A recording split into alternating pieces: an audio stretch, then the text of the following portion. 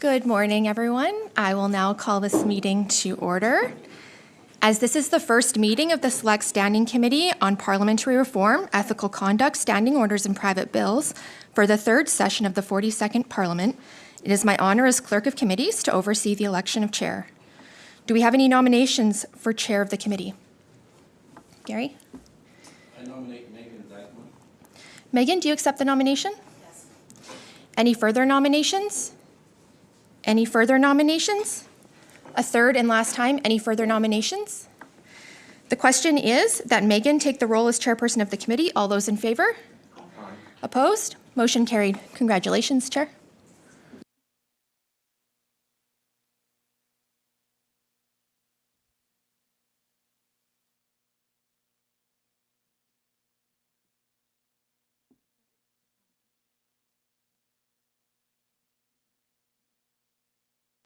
Okay, thank you.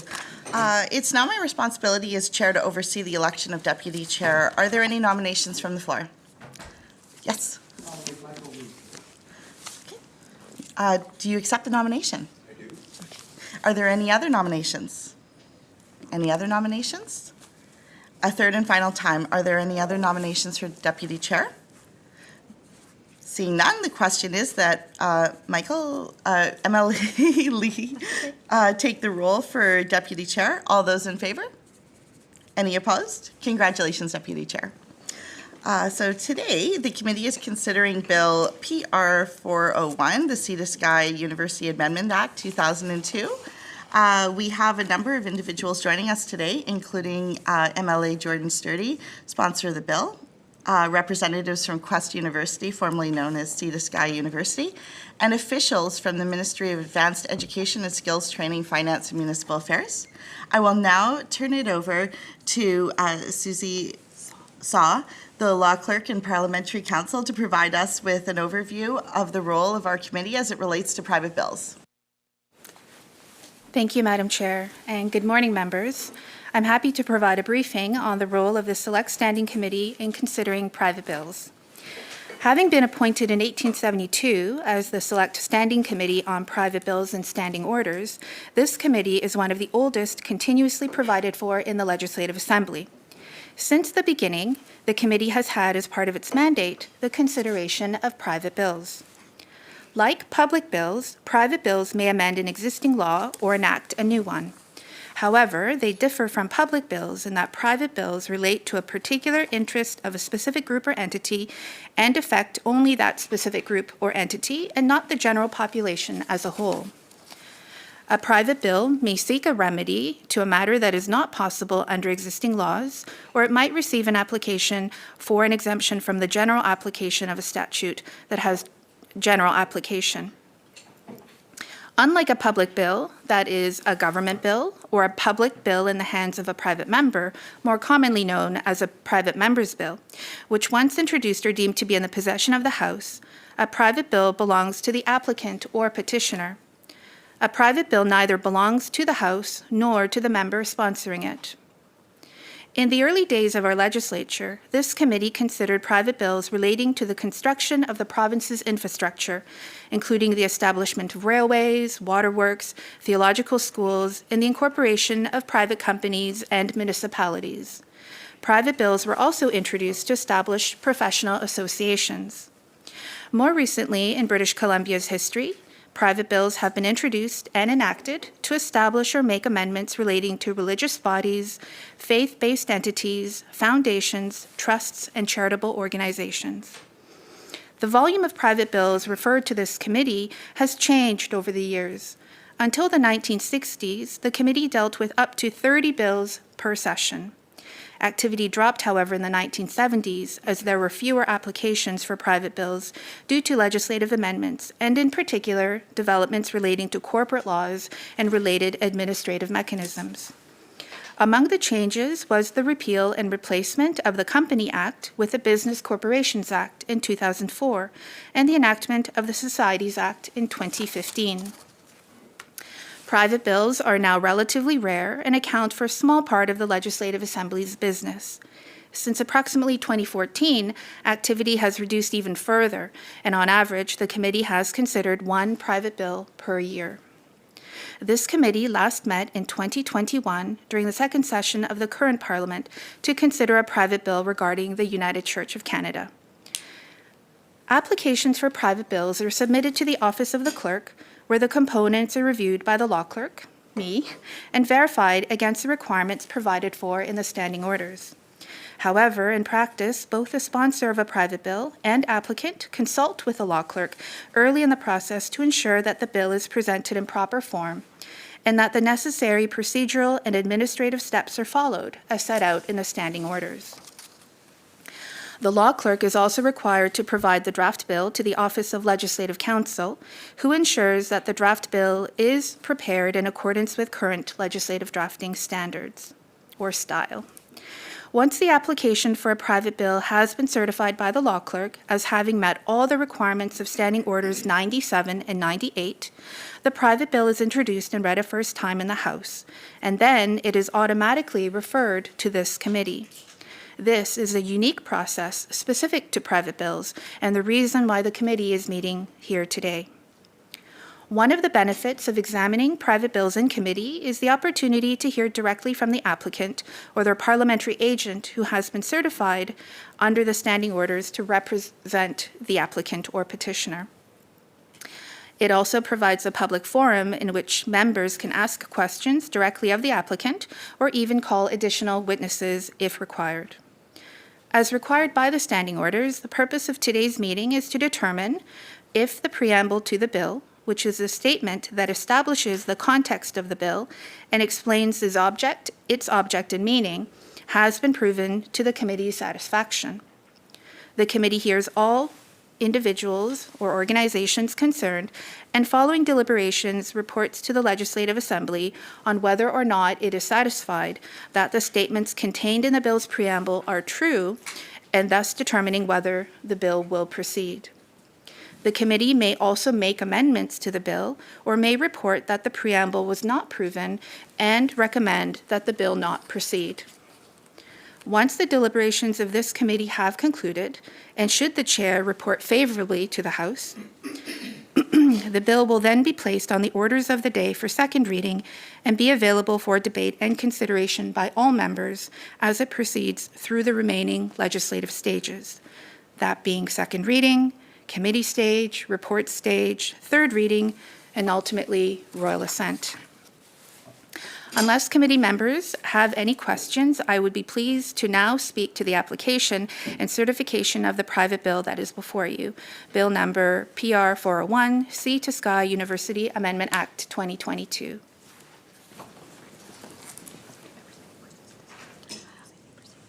Do committee members have any questions at this stage, or shall Susie proceed?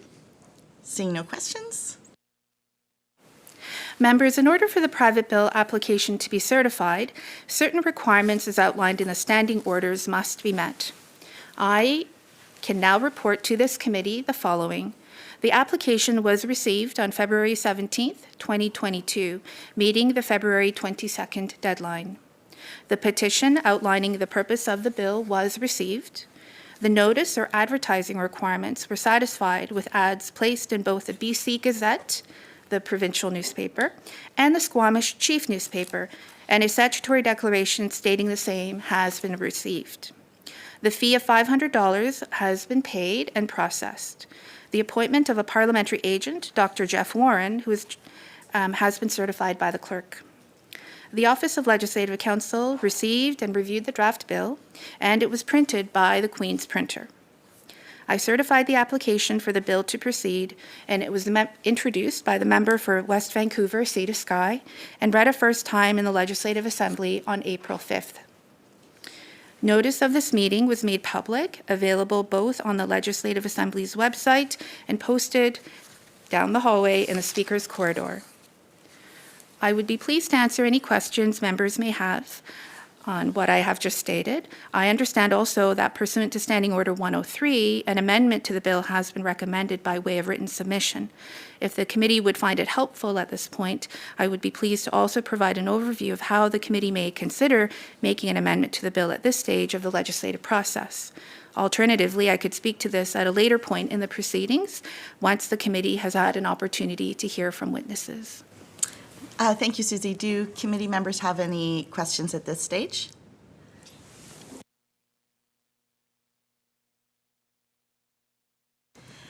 And further, do committee members wish to hear on how the amendment would be handled now, or would you prefer to? Now? Okay. I see nodding heads, so Susie, please proceed. Thank you. An amendment at this stage of the process is different from the amendments members typically see during committee of the whole proceedings on public bills. In this situation, following submissions by the applicant and any other interested parties, an amendment could be proposed by a member during the committee's proceedings or otherwise agreed to by resolution of the committee. Following the decision of the committee on the amendment, the bill would then be reprinted to include the amendment before being recommended to the House. The committee report is presented by the chair, and that committee report would also report favorably on the bill as amended. Once the report from the committee is adopted by the House, the bill can then proceed, as I mentioned earlier, through the remaining stages, including committee stage, that includes clause-by-clause consideration of the bill. It has been the custom of the Legislative Assembly of British Columbia to grant leave to proceed through all remaining stages in one day. However, there would be an exception if during clause-by-clause consideration of the bill, an amendment were to be made by the Committee of the Whole. And if that were to occur, the bill would need to be reprinted before it would be eligible for third reading. Thank you very much. Before I turn it over to our colleague, MLA Sturdy, who is the sponsor of the bill, I perhaps suggest to the committee members that we'll hold any questions that we may have until we've heard from all of the witnesses today. Go ahead, MLA Sturdy.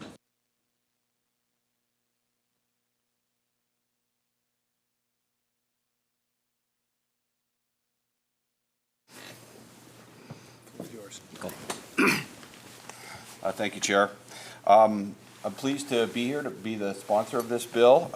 Sea to Sky University is a unique and important institution and has grown in importance and stature both in the District of Squamish as well as internationally. It's recognized as a unique liberal arts and science university with a pedagogy that whereby the undergraduates essentially develop and answer a question over the period of their time at the at school, and it's more like a graduate degree in many respects. And I think we've seen the graduates of this university go on to some amazing careers and right into, in fact, skipping undergrad or graduate degrees and going into doctorates. It's amazing where they have gone around the world, and it's increasingly important in the District of Squamish as a center, as a hub, as the only post-secondary institution that we have that's really active in Squamish, and very much supported by the district as well as by the population of the community. When I talk and go to the university and speak with students there or participate in some of the classes, they are great students from all over the world, and they have they have excellent questions, and they really are engaged. And I can't say enough about it's hard to be as passionate as they are about their institution, but I try. So it was developed by Dr. Strangway, opened up in 2007. Unfortunately, over the course of a number of years, faced some very challenging financial circumstances, which ultimately forced the sale of the university.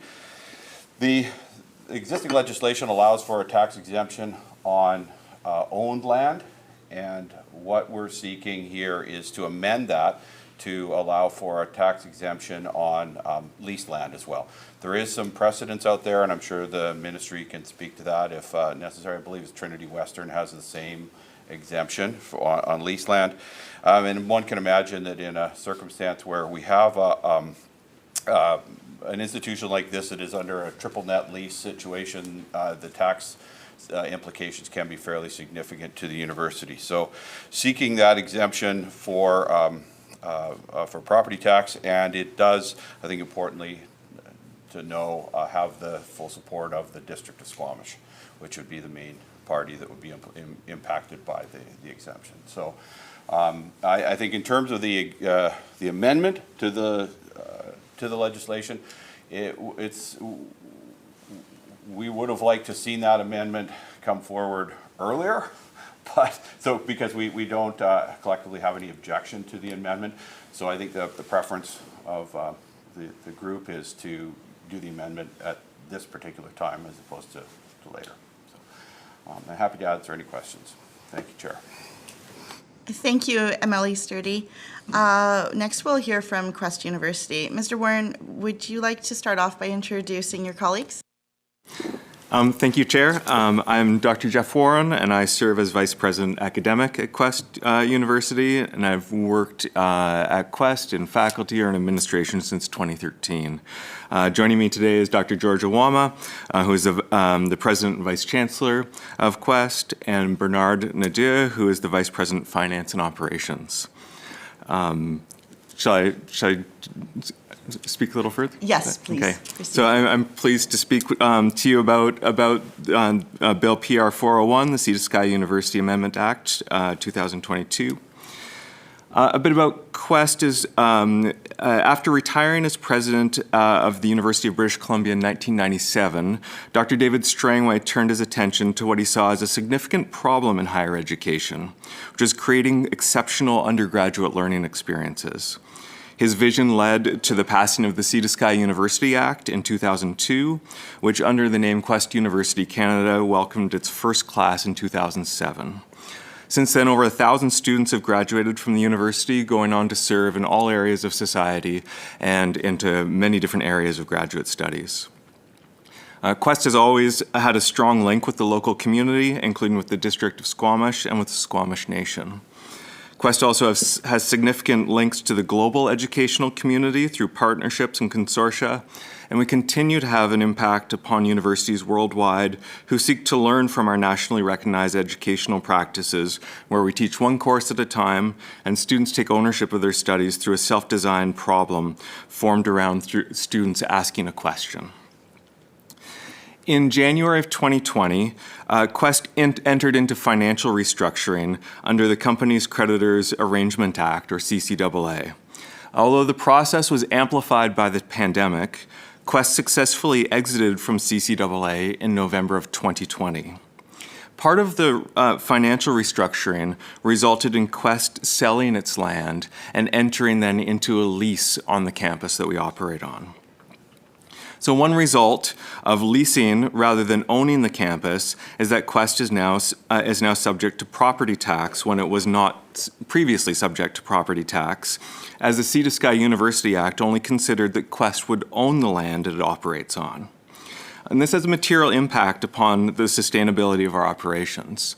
In 2021, we paid $620,000 in tax related to our campus and $45,000 related to our residences. Both of these items were exempt in the prior year, and to put in perspective is equivalent to about 35 students worth of tuition at our current average financial aid rate. Parallel not-for-profit institutions operating under their own act, such as Trinity Western University, have provisions for exemption from taxation for campus space that is either owned or leased. And this is also consistent with public universities that either operate under the University Act or operate under their own act, such as Royal Roads University. So the content and the background of the proposed amendment was presented to the Mayor and Council of the District of Squamish. They passed a motion to provide a letter supporting this amendment and sent a letter to Minister Kang last October. And so we thank the District of Squamish for their support. We talked about the amendment that is in a letter today from Minister Kang that notes a request to limit the lease taxation provision to within the District of Squamish, where Quest campus is located. And we're happy to support this change and the proposed language in the letter. And we thank Minister Kang, the Minister of Municipal Affairs, and the Minister of Finance for consulting on this matter and for proposing and supporting the revised language. So, in summary, the aim of this amendment is to avoid a negative impact upon Quest for leasing the same campus that it is operated on as landowners for the past 15 years by seeking to make the Sea to Sky University Act consistent with parallel acts. So thank you for your consideration, and thanks to MLA Jordan Sturdy for the sponsorship of the bill. George, Bernard, and I are happy to respond to any questions that you might have. Thank you, Dr. Warren. Next, we'll hear from the Ministries of Advanced Education and Skill Training, Finance, and Municipal Affairs. Members will recall that our committee received a submission from the Ministry of Education and Skills Training, which recommended an amendment to the bill. And I'm advised that the Ministries of Finance, Municipal Affairs are also in support of the amendment. Nicola, I understand that you'll be speaking on behalf of the three ministries. Is that correct? Okay, wonderful, thank you. So I will turn it to you then. Thank you very much, Madam Chair. So the Ministry of Advanced Education and Skills Training supports Quest University in its efforts to recover from its financial difficulties so it can continue to deliver quality educational programs to its students. The ministry also wants to ensure that the expanded property tax exemption only applies to land leased in the District of Squamish because of Squamish's special relationship with Quest University and because only Squamish has specifically expressed support for the amendment. The proposed change to the amendment will provide financial consistency to Quest University while not unintentionally creating an exemption for leased land held by Quest University that applies within other municipalities. So we ask the committee to consider the proposed amendment tabled by Minister Kang that amends the bill to indicate that only land owned by the university or leased in the District of Squamish by the university be exempt from property tax. Thank you. Happy to answer any questions. Thank you. Now we will open up the floor for questions. Are there any questions from committee members? MLA Begg. So the beneficial owner of the leased land is the Corporation of the District of Squamish or the university?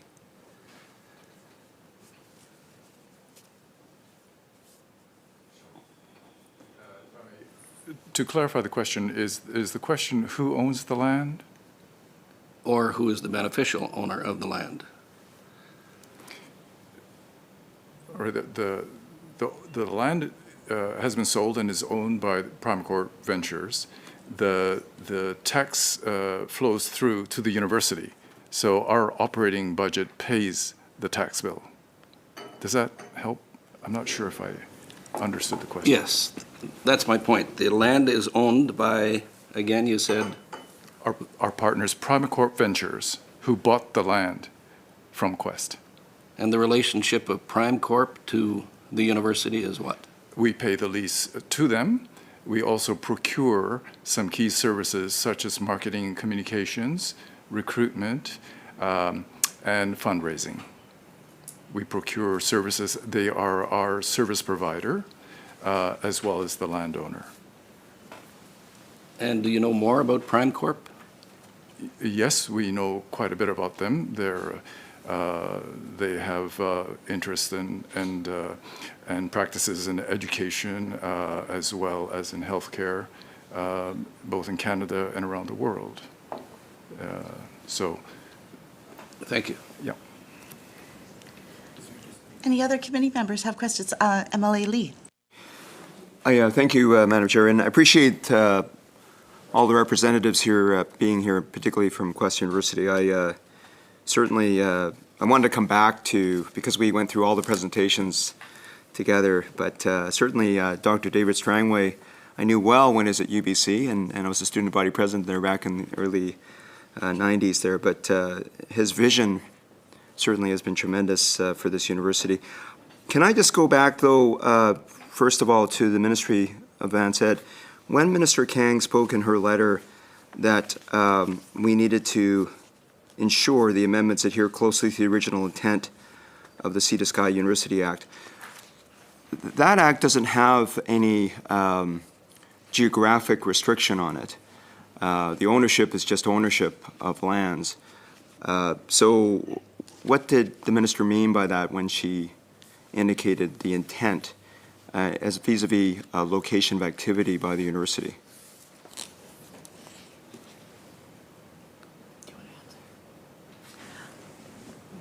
Go ahead. Sir, on behalf of the Ministry of Advanced Education. The vision of David Strangway was for the university to be an in-resident university based in Squamish. As you might know, the Act also references Squamish in the Act itself. So it has strong ties to the District of Squamish. Do you have a follow-up, Emily? And so just to reconfirm with the leadership of Quest University, I appreciate the difficult time the pandemic presented itself as, particularly for an in-site resident site university of this nature. Before that, though, and coming out of the pandemic, understanding there's a new structural relationship here, has there been any consideration of other operations by Quest, or is it the plan of the university to continue to be where it is, situated in Squamish, certainly, but is there any other operations that the university might consider in the future? Yes. Thank you. That's a very important question, Emily Lee. The university, from its inception, was designed and conceived as a in-residence learning experience. We certainly, in the short term, aspire to saturate the current campus. It can accommodate 750 or so students in the current state of facilities. We have the room to easily expand that number to 1,300 should we build another academic building and residences without great disruption or clearing of land around us. I dream of a successful Quest down the road whereby we see ourselves in other parts of the world. We have partners currently. We started a block plan network where schools as far as Melbourne, Australia have converted to the block program. This is a school of 25,000 students. So as our model gains attention, interest, and support, I can see. I'm not sure whether that will materialize in the way of partnerships or the Quest on its own will seek new locations by growth, by necessity, sometime in the future. Certainly our current aspirations is to make full use of the current site we are located in and to continue to enjoy the support we receive from Squamish and the corridor. Thank you. And a follow-up from Emily Lee. And just back to ministry staff, because there was some mention of other precedent, TWU, for example. So across other similar exemptions, are they also site-specific, I presume? Is that right? TWU is site-specific to that municipality that they reside in? Or is that the nature of the exemption that we're referring to when we do that by way of analogy? There are three universities that are established under a private act. Trinity Western University first got its exemption for all leased land in 1969 when it was a theological college. Both with the Sea to Sky University Act and another act, the Pacific Coast University of Workplace Health Sciences Act, received an exemption for owned property only. Theological colleges that have private acts, the range of leased or owned land goes from no exemptions to full exemptions, so there's no pattern. Emily Olson. Yeah, thank you, Madam Chair. Just with respect to the minister's letter, doesn't seem to be dated, but anyways, the minister's letter that's on the desk in front of us here, the minister references that in order to ensure that this amendment is consistent with the Sea to Sky on page 2, University Act, that this amendment that the minister's requesting to also include in the District of Squamish to the amendment. Can someone please explain how the addition of in the District of Squamish makes it more consistent with the Sea to Sky University Act than it would be without it? Would anybody like to take that question? Well, it is that the university was established as an in-resident university in the District of Squamish, and with that act going forward, it was understood that the institution was attached to the District of Squamish. And, yes, go ahead. Sorry, if I could. It's Tony Lockram with the Ministry of Advanced Education, Skills and Training. It doesn't specifically reference in the letter from the minister, but this act needs to be read in conjunction with the Degree Authorization Act, which is the province's standard for degree granting institutions in the province. Quest is a degree granting institution, and its consent was granted by the minister after a rigorous review and was renewed recently after the transaction with Primacore. But it specifically approved the operation of the institution in Quest. That's what the degree authorization allows for Quest. So it's not within any other community. So I think they need to be read in conjunction, not just with the Sea to Sky University Act, but the minister's consent letter under the DAA, the Degree Authorization Act, if that helps. Emily Anderson. Yeah, and I'm not sure exactly who this question's directed to. I do appreciate the work that the university does. I have friends that have gone through and have done really amazing things. And I appreciate that people are looking to your university to see, how they might be able to model their education system off of yours. So I think that that's fantastic. My concern is, and maybe this is within the contract or there's something else I don't know about, but with this amendment, there's no guarantee that the tax exemption is actually in the best interest of the school, the students, or the public good necessarily. It really benefits a private corporation here and into the future. And I'm wondering how we're able to ensure that that those savings are passed on, that it's not just, that we're not just creating an exemption for even a non, I don't know if they're Canadian or not, they're certainly not, it doesn't sound like it is the district itself or, another public entity. So I just have a hard time with that. Would anybody like to answer that question? Yes, go ahead. One part of this is that the act includes for educational purposes, and so it would be specific to that. But also, this Quest is still a board-governed institution, and so the amendment to this act only applies to Quest University and our activities themselves, and not whatever this private organization would want to do.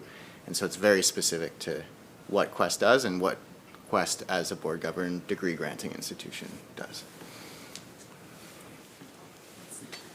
I add to that, thank you very much for this very excellent question, Emily Anderson. It is, we find ourselves in a precarious, very sensitive time of rebuilding. And the tax bill, it flows through to us, to our operating expenses. And it is vitally important now. But I appreciate the fact that we are considering not just this time in history, but going forward. It is a very insightful question. I appreciate that. But as Bernard has said, as a board-governed, not-for-profit, independent institution of learning that the original act created, we are the bearers of that cost. And I'd like to emphasize that. Thank you. And follow-up? Yeah, I'm wondering, thank you so much, both of you, for responding to that. I guess my question would be, it says for the purposes of education, that seems also it could be very broadly applied unless there's a really specific definition. I don't know within different legislation how narrow that is, or if it could potentially be applied to a lot of different things as, learning opportunities. You could kind of pass off anything as a learning opportunity. I'm not sure if that's the case. I just don't know how diluted a learning opportunity could get, even if the intention at this time is to sort of maintain that integrity. It's just, I'm wondering if down the road that could be diluted by a corporation. Thank you. Respond to that is that earlier in the Act, it describes what the what the range of educational offerings that what could be offered, and these are educational offerings that are specific to Quest University, the board-governed not-for-profit, who is leasing land from a private organization. If Quest were to cease operations, then this taxation exemption would, and Quest were not to, or if Quest were to leave that campus for some reason, that exemption wouldn't stay with that land. It would stay with Quest, who is operating under that Act. Of course, we are in a long-term lease and intend to stay there, but if that were to change in the future, the exemption isn't with the land, but with the operations under the Act, which are governed by the board. Okay, thank you, Dr. Warren. I have just a couple speakers on the list. I have MLA Olson, followed by Deputy Chair Lee. No, actually, that's fine. Dr. Warren just answered my question. Okay, thank you, MLA Olson. Okay, over to you, Deputy Chair. Just for clarity, for the committee's understanding, and certainly appreciate MLA Anderson's questions. The amendment to section 11 sub 1 is to the section that reads, all property owned by the university and used for educational purposes is exempt from taxation from the Local Government Act, the School Act, and the Taxation Rural Area Act. So the additions of the words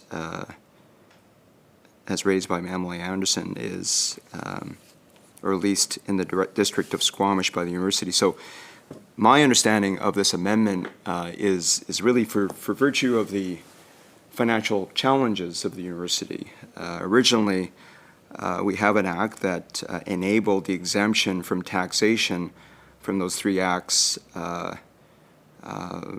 for the educational purposes, which are set out in detail in the act under section 3, which Dr. Warren and Mr. Nadeau just commented on.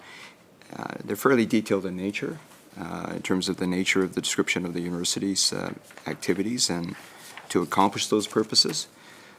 So in terms of the actual change in character, this is really enabling the change in operations of the land, going from ownership to lease arrangement. It's certainly not expanding the scope of the nature of the exemption that's provided under the current section 11 sub 1 of the Act. Can I just confirm that that is correct to Ministry? If the Ministry can confirm that that is correct. Would anybody like to answer that? Yes, that is correct. And the other thing to note is under the Degree Authorization Act, an institution is authorized to deliver programs in a site-specific location. So there are further constraints as to where a private university or degree-granting institution can provide services, provide educational services. Oh, yes, go ahead. And BC Assessment does periodic checks to make sure that organizations qualify for their tax exemption. So if there's a requirement that it be used for a particular purpose, they will be checking and making sure that that's still happening. Okay, any other questions from committee members? No? Okay, seeing none, it's now our responsibility as a committee to consider what we have heard and determine whether we are in agreement with the recommended amendment, and if the preamble of the bill has been proved to our satisfaction, and if the bill should proceed. I now suggest that we take a 5-minute recess to allow our guests time to leave. If they choose, you may stay, and just to prepare for the vote. So we will head into recess for 5 minutes.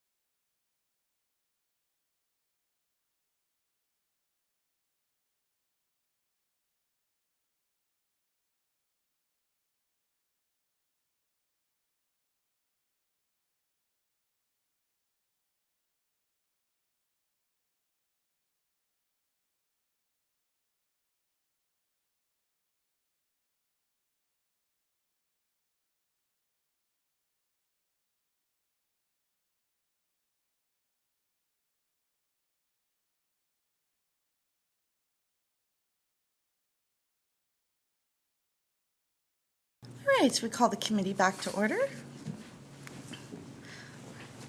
So we had left off just giving everybody an opportunity to head out, and we are considering the amendment. So is there any general discussion on the recommended amendment, the preamble of the bill, or if the bill should proceed?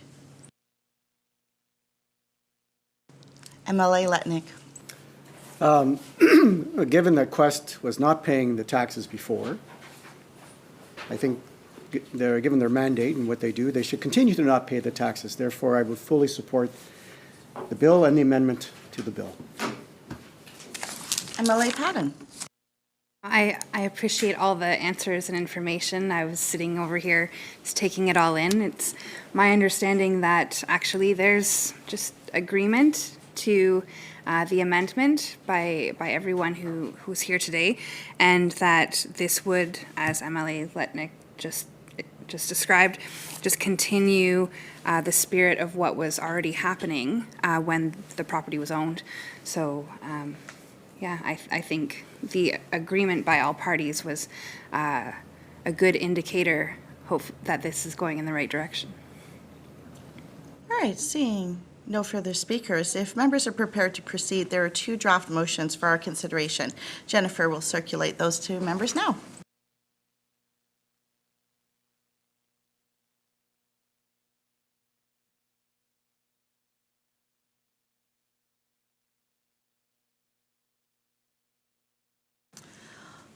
All right, thank you, Jennifer. Is there a member prepared to move the first motion with respect to the recommended amendment?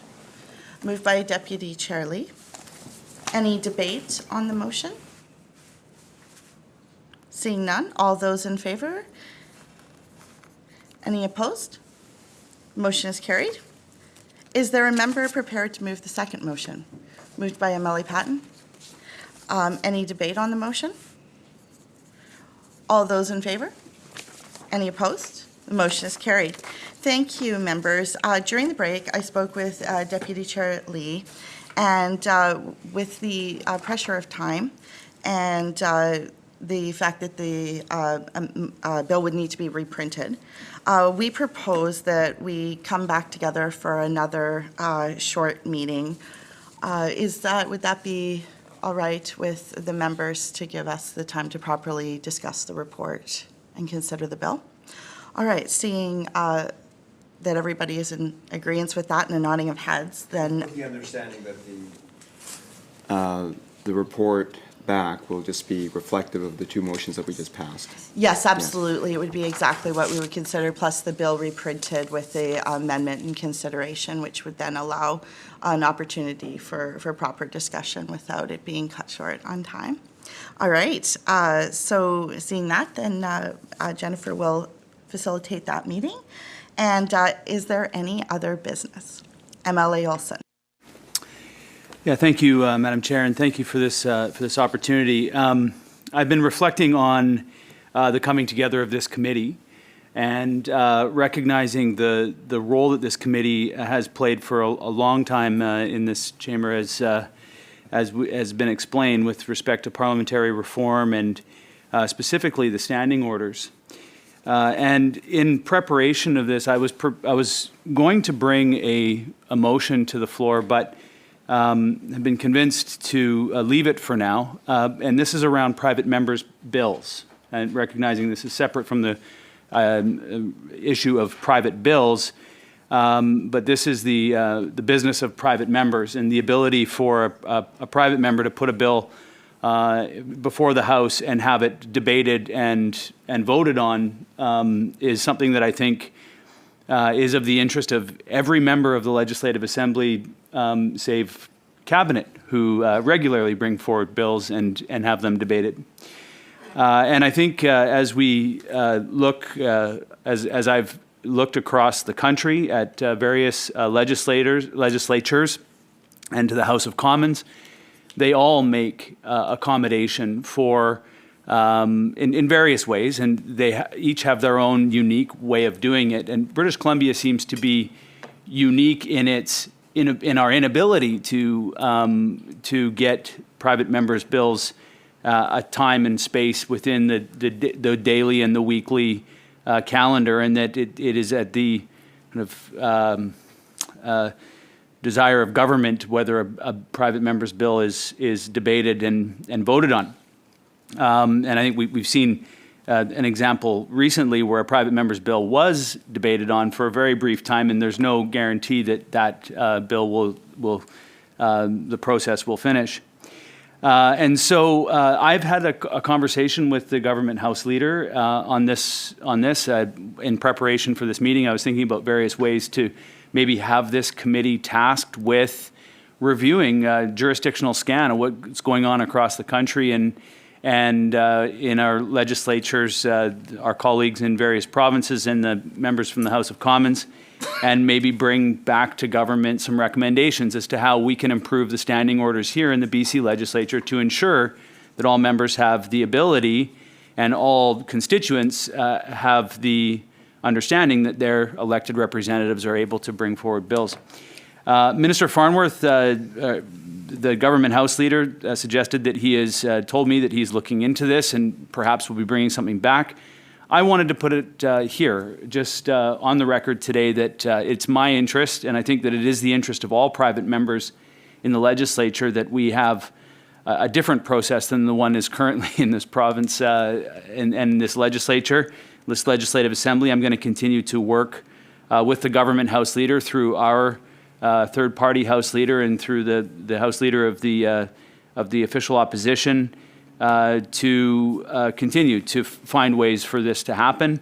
And I really hope and believe that this committee is a place for that work to be done. And I think that it doesn't need to be a long process, because the research that we've been able to come across was not very difficult to find, and we could make recommendations to the government about how the standing orders could be amended to accommodate this. So I just wanted to kind of, I guess, plant a bit of a flag here today and just say that I think that this is a committee that could seize itself of that, and it would be to the benefit of members on all sides from all corners of the House to have our private members' bills debated and voted on. So with that, I'll leave it there, and I'm hoping that this process continues. Thank you for the opportunity, Madam Chair. Thank you for your comments, MLA Olson. Any other business? Seeing none, I will now seek a motion to adjourn. I was getting concerned. Moved by MLA Patton. Anybody opposed? I hope not. All right. All those in favor? Aye. Motion carried. The committee now stands adjourned.